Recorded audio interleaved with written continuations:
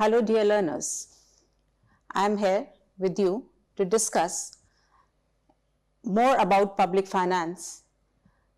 Earlier in the module of public finance, we have discussed what is public finance, what conditions led to this emergence of subject matter of public finance. Then we have discussed about public good, the theories of its allocation, followed by impact, incidence of taxes, characteristics of taxes, types of taxes, and shifting of taxes.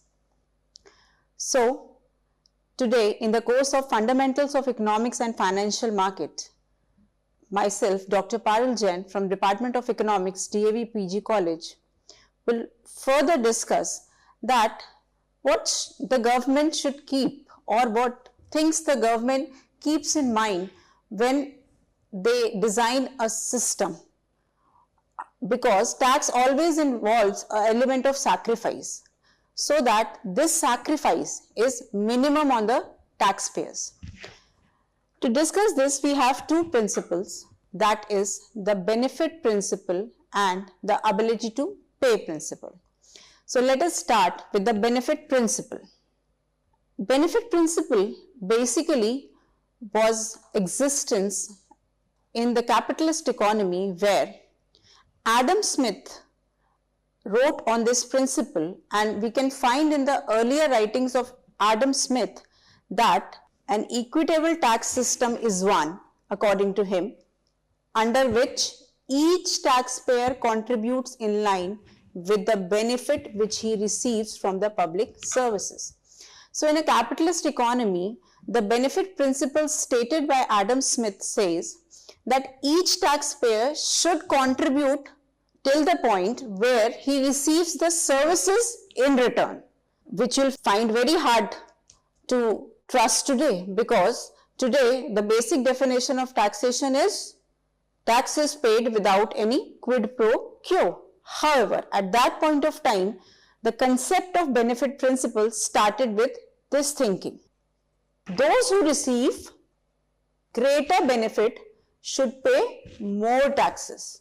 That was the concept. The benefit principle theory was propounded, and the solution for this was given by two economists under the voluntary exchange approach.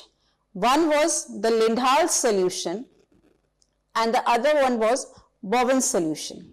So first, let's discuss what was the Lindahl's solution for optimum allocation, like who are paying the taxes should receive the benefit. Different people are paying different amount of taxes to receive the benefit. In its simplest form to say, what Lindahl said that the cost of supplying public goods should be covered in a voluntary manner. That means the contribution, the cost that is incurred by the government in supplying a specific public good should have the contribution from the beneficiaries, and that contribution must be voluntary. So, contributed by beneficiaries just as they voluntarily pay for any commodity which they purchase from private market.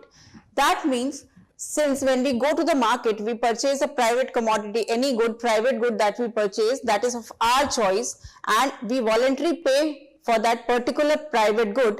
Similarly, Lindahl said for public good also we should pay voluntary. Here, Lindahl involves three set of decisions simultaneously. The first decision that Lindahl's solution involved is we must determine the total amount of expenditure to be incurred and tax to be raised.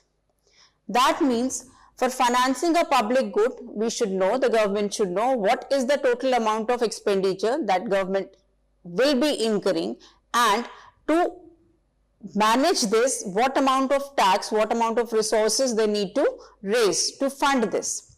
Second was the allocation of total expenditure among goods and services meant for satisfaction of social wants.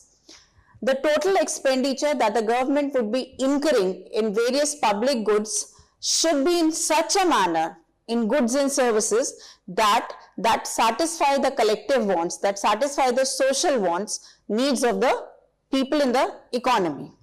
Furthermore, when we talk of taxes, the allocation on various individual should be according to the people who are benefited from the provision of this public good. That means there should be a just distribution of taxes. People should contribute in funding a specific public good. There should be funding in the public expenditure. So, the only way to allocate the cost is to do in accordance with the demand for the products. Now, let us understand Lindahl's solution with a diagram. Lindahl took two taxpayers in his solution.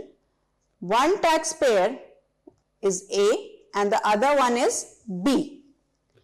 He has taken one social good, that is public good. It is Z. He assumed that both the consumers A and B consume social good. Both are consuming the social good, but they receive different amount of satisfaction from consumption of that particular social good. But the benefit share may be considered jointly, and the product which they are consuming, the benefit received, the cost received should be shared among both the taxpayers A and B. We can use this box diagram to understand this principle. On x-axis, we are taking units of social goods. So, units of social goods, we can say. On y-axis, this side, on the left hand side, y-axis, we are taking percentage of cost contribution made by taxpayer A, this way. On the right hand side, we are taking percentage contribution by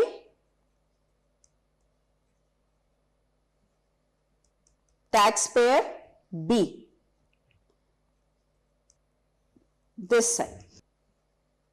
Now we say OV, here I am marking V. OV is the total unit cost of supplying that particular good, and different percentages we can mark. See, the whole thing we are dividing into equal percentage, that is 25%, 50%, 75% and 100%.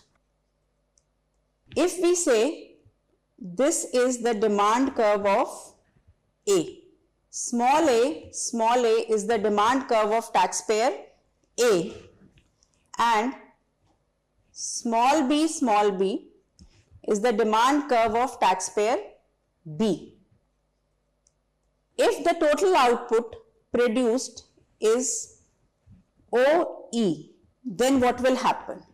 In this total output produced, you can very well see that 100% cost is borne by consumer taxpayer A, and B will be getting this public good free of cost. If we move further to this point, suppose this is F, then what do we see? This is G and this is H. What do we see? FG is being contributed by taxpayer A, and the remaining by HG is by A and HF is by F. If we go to this point I, suppose the requirement or the demand or unit of social good produced is OI, then what do we see here? This is J, this is H. We see that almost 50% is being contributed by both the taxpayers A and B. if we move further to this point, what do we see now? See, taxpayer A is ready to contribute only KL amount according to his demand, and taxpayer B is only contributing LM. But the total production of unit cost of supplying this public good is KN. So, NM amount is not paid by anyone. Thus, as per Lindhall, the sharing of cost for allocation of public good, optimum sharing would be at point when the unit cost of supplying the public good is OI, where IJ will be contributed by taxpayer A and taxpayer B, and HJ would be contributed by taxpayer A. So that would be the appropriate and the ideal solution as per Lindhall. Let's come to the Bowen solution. Howard R. Bowen, in his book Towards Social Economy, it was published in 1948, gave another solution for the benefit received approach. Bowen's simple model is explained by assuming one good and two individuals, that is the two taxpayers A and B. We will try to understand this also with the help of a diagram. See, on x-axis we are taking social good, and on y-axis we are taking price of that social good. You can say public good as well. Now, this is the demand curve of individual A for a specific public good. This is the demand curve of taxpayer B for that public good, that you can say Z. And this is the market demand curve D, which is what? Which is the demand summation of demand curve of taxpayer A and taxpayer B. And SS is the supply curve in the market. So market demand and supply curve intersect at point E, where the production of the social good is OQ at the price OP. If we see, what do we see? That OQ EP. OQ EP is the total amount of revenue that needs to be raised for funding this public good. It is what? It is the supply cost, that is total supply cost in the market. And in this supply cost, the demand curve of A is this. It is that is the ideal output. So if I mark this as C, D and this as E, F. So taxpayer A would be contributing OQ, CD, and taxpayer B, consumer B, would be contributing O, Q, E, F. So if we join OQ, CD plus OQ, EF, that will be equal to OQ, EP. That means the total supply has been supply of public good, that is the cost of supply of public good, OQEP, is being divided between the consumers according to their demand curves. So this was the Lindhall solution which Lindhall gave. So in the form that the total supply cost can be divided between the individual, between the beneficiaries. Different costs will be paid by the beneficiaries according to the benefit received in the form of goods and services. However, if we make an assessment of the benefit approach, because when we see the benefit approach, nowadays do you find it practical that whatever a person who is paying higher tax is receiving higher benefit, and the person who is paying lower tax is receiving lower benefit. This approach, though simple in application, but has little practical use also. First and foremost, what we say, this theory is based on unrealistic assumption that varied and complex activities of public authorities is calculable. But in reality, what happens? Benefits from public services are indivisible. You cannot calculate the benefit. It is indivisible. A road is made, everyone is enjoying that benefit. Furthermore, what happens is the approach limits the scope of government activities. This is not true in the modern form. The modern government is a welfare state, and it provides certain services mostly that target to the poorer section, so that the need gap between the have and have-nots can be reduced. So, benefit principle would find their practical applicability all the time. Furthermore, consumer cannot reveal his preferences.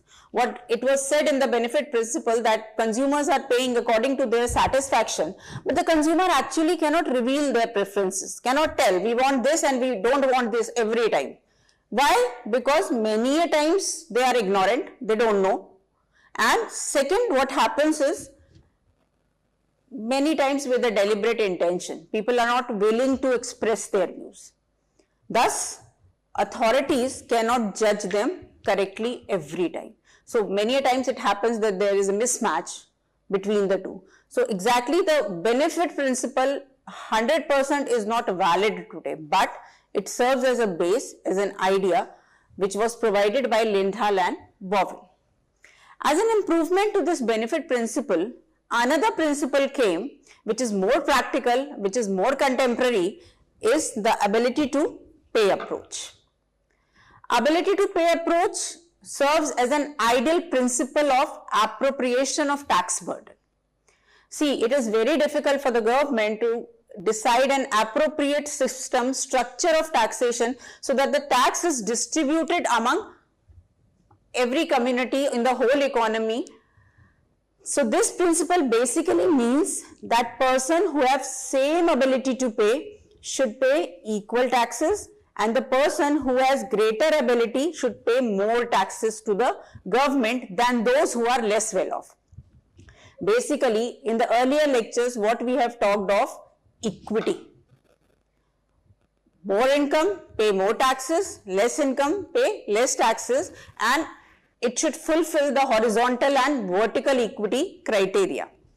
James Mill also said that equality in taxation means equality of sacrifice. Equality of sacrifice basically means the amount borne by the individual as sacrifice should be same.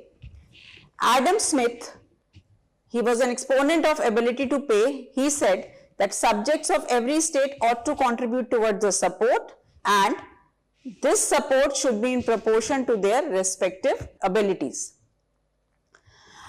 Now, this ability to pay has various indices. So, the index, there are 4 index of ability to pay: property, income, consumption, and size of the family. Earlier, economists believed that property is one of an important index of ability to pay. It was said that if a person is having more property, he should be taxed, he or she should be taxed more. But it was countered on the fact that every property is not a property that can generate income. Suppose I have a piece of land, but that piece of land is sterile, it is not fertile. So what would happen? I am not able to generate any income from that specific property. So should it be considered as an index of ability to pay only on the ground that I am having a property? So no, it was criticized. Then came the size of the family. If more members are there in the family, then that means you have higher ability to pay. Howsoever, it was also not true. A bachelor and a person who has a family of say 6 persons, what would happen? A bachelor is consuming less, but a person with a member of 6 families is consuming more. So, is the consumption correct pattern? No. Because once in the taxation system, it was also said that if income is not taxed, expenditure should be taxed. It was given by Nicholas Carter, that was an expenditure tax, but it was not a very appropriate measure of taxation. Then was the consumption in the same way, more consumption, more ability, but it is not true. And then the index was income. Income means a person who is having more income has a higher ability, and the person who is having less income has a lesser ability to pay. So this income became, amongst all the four, was the most appropriate index of ability to pay. When we measure ability to pay, there are two approaches to ability to pay. One is the subjective approach and the other one is the objective approach. Subjective approach, as viewed by Professor J.S. Mill, John Stuart Mill, viewed that ability to pay rule in terms of equal sacrifice prescription. Now, he said that fair system of taxation defined as one where sacrifice of utility by taxpayers is equal.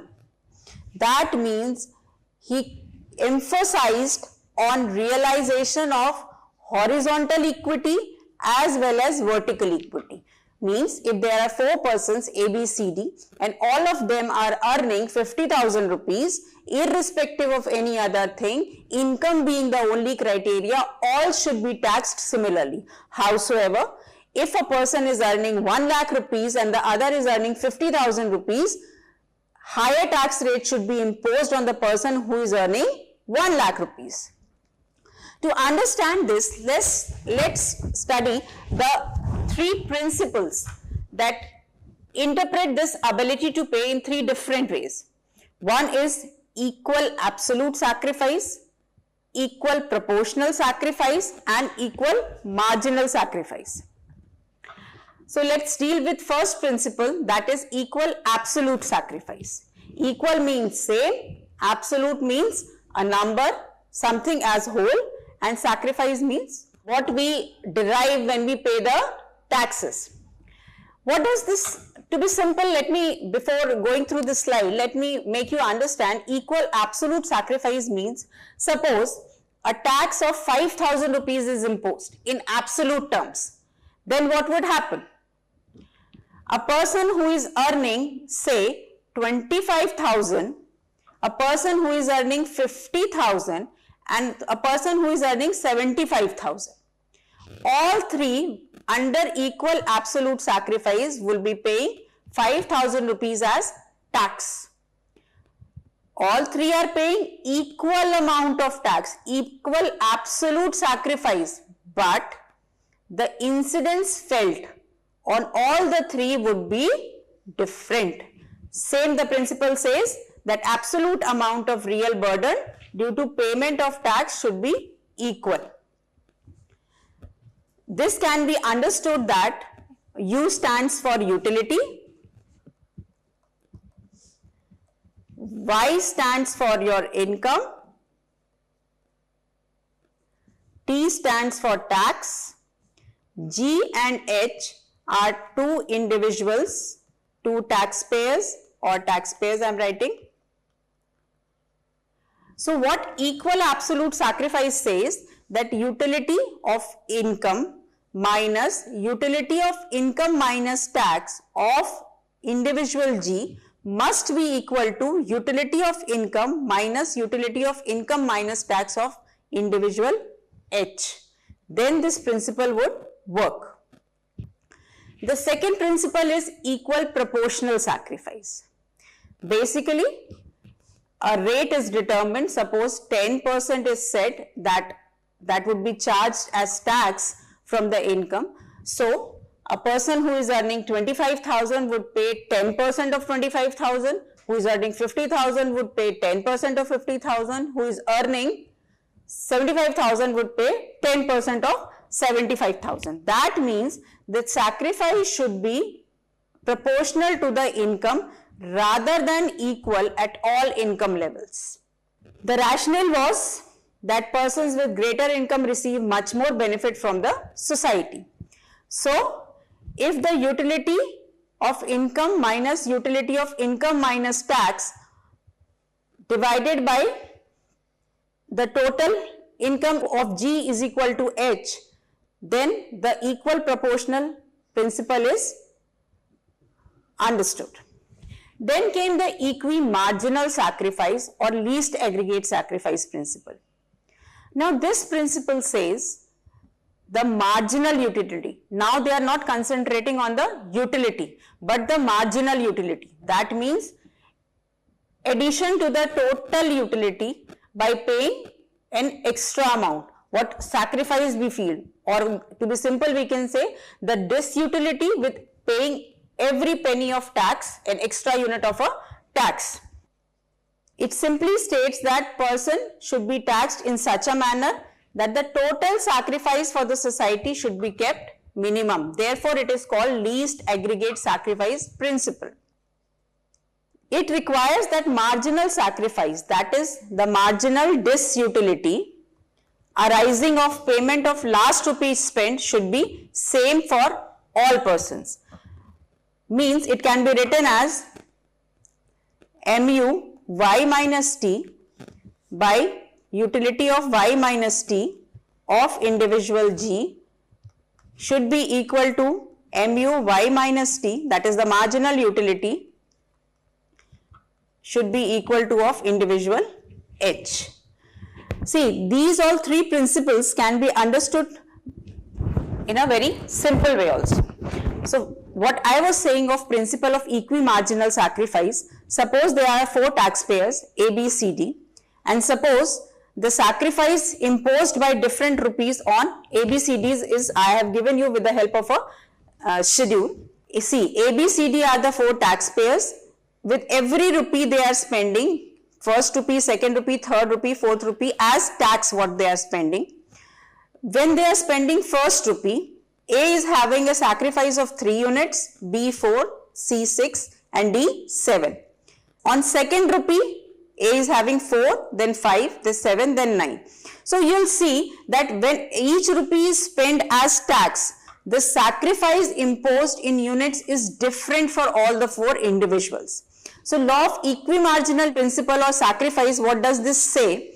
This law says that the marginal utility because of the last rupee spent as tax should be same for all individuals. That means if a tax of 10 rupees is imposed and 1 rupee we are paying as tax, then A will have to pay, see, 7. That means in first rupee, equi-marginal sacrifice for D will be on first rupee, for C it will be on second rupee, for B it will be third rupee, and for D, A it will be fourth rupee. That means when A is paying fourth rupee, then he is receiving the same equi-marginal sacrifice as B when he is paying third rupee, when C is paying second, and when D is paying the first rupee. This can also be understood with the help of a diagram. See, OZ and DC we have taken as the amount required for subsistence. Now, CE, this line, because on x-axis we have taken income and y-axis we have taken it, we have divided y into 2 planes, that is total utility and marginal utility. So CE is the total utility and CF is the marginal utility that is received by individuals A and B. Suppose now a taxpayer A has income above subsistence. OZ is the subsistence level. The taxpayer A has income equal to ZG. And the taxpayer B has income is equal to, let me change the highlighter, ZH. See, this is the taxpayer B's income. Now, the total utility received by A on this income level is IE and the marginal utility is GF, and the total utility received by B is JK, this. since he is having ZH, so that is the total utility JK and the marginal utility is HL. Then an income tax of MG. An income tax of MG has been introduced in the economy. Now, how these principles, under which principle the tax would be minimum, let us discuss this. Under equal absolute sacrifice, A will be paying NG. See, this NG. NG would be paid by A and B will be paying TH. How much B will be paying? TH. And this NG plus TH will be equal to MG. So, the amount NG and TH are obtained so as to equate total to EPC. This is the sacrifice in total utility which A is witnessing when he is paying NG amount, and KQ is the amount which B is witnessing when he is paying TH amount of tax under absolute sacrifice. Under proportional sacrifice, A pays RG. See, this is R. A pays RG amount of tax. So, proportional sacrifice, A is paying RG and B is paying SH, this and this. B is paying SH under proportional and this was under absolute. Now what happens? Where we can say RG plus SH is equal to MG. So the shares would be arranged in a manner that EW, that is the loss of utility of A, divided by EI, that is the total utility, should be equal to the loss of utility of B, that is KU, divided by KJ. This was under proportional sacrifice. Now, under marginal sacrifice, A pays, see, VG and B pays VH. Same. So, VG plus VH would be equal to MG, and in this both are having a sacrifice of VN only. So, aggregate sacrifice, or what we say, EX plus KY of both the taxpayer would be minimum. So, ability to pay principle gives a better understanding of the imposition of tax system under subjective approach of ability to pay. The objective approach of ability to pay includes income, similarly what we discussed in the index, consumption, property and size of the family. So subjective approach has least aggregate sacrifice principle, which is the best among the three principles, along with objective approach helps the authorities to determine the individual's ability to pay and tax them accordingly. So with this, we have a self-evaluation question that between benefit principle and ability to pay principle, which is better to determine the distribution of tax burden. Give reasons to support your answer, and understanding of this would definitely help you to answer this question and evaluate your understanding with the subject.